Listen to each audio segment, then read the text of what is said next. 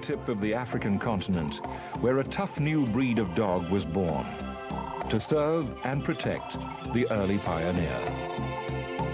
Yet, it was as recent as 1983 that a small number of Boerboel enthusiasts got together to form the South African Boerboel Breeders Association, or better known as the SABT.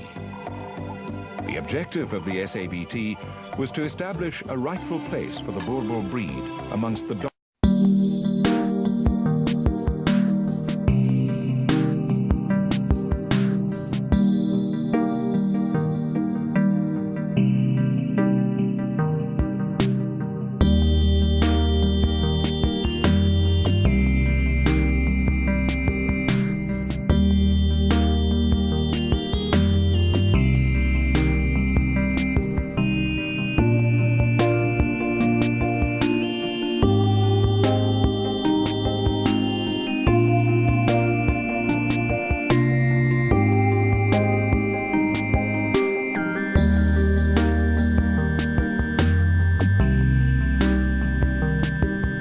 The other genetic source was the dogs from African tribes who moved south over the length of Africa.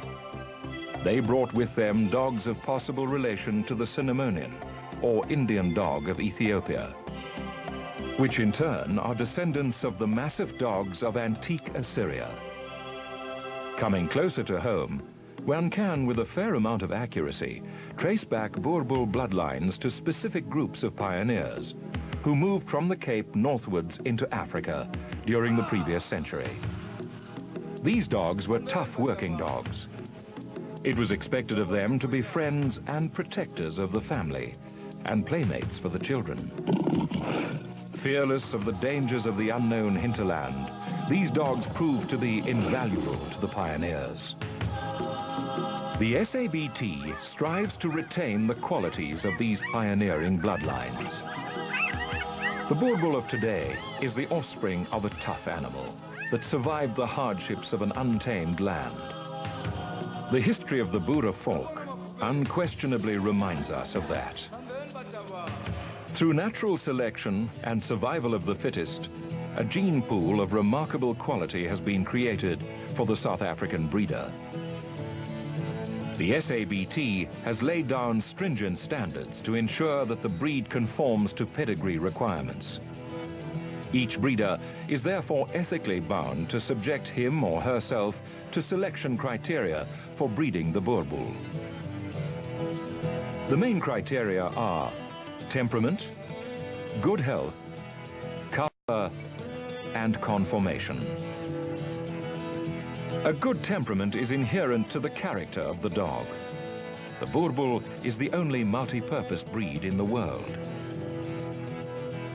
The Boerboel is not only a watchdog and protector, but is also a friend of the entire family.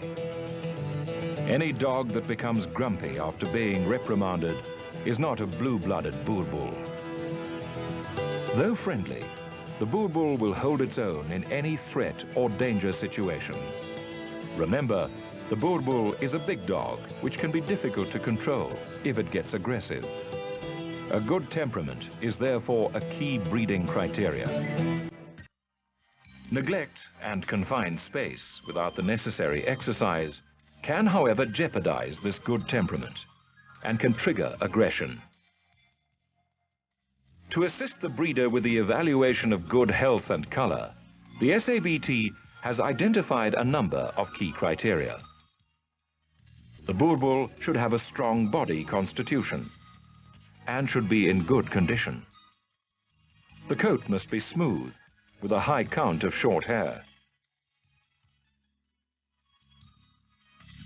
Infections can be detrimental to the health and fertility of the animal. Breeders should always guard against infections of the skin, eyes, mouth, organs, limbs, and respiratory organs. A healthy Boerboel needs a healthy environment.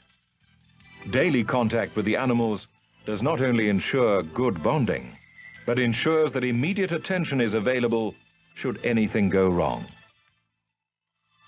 Enclosures where animals are kept should be hygienically clean. Fresh, clean water should be available at all times.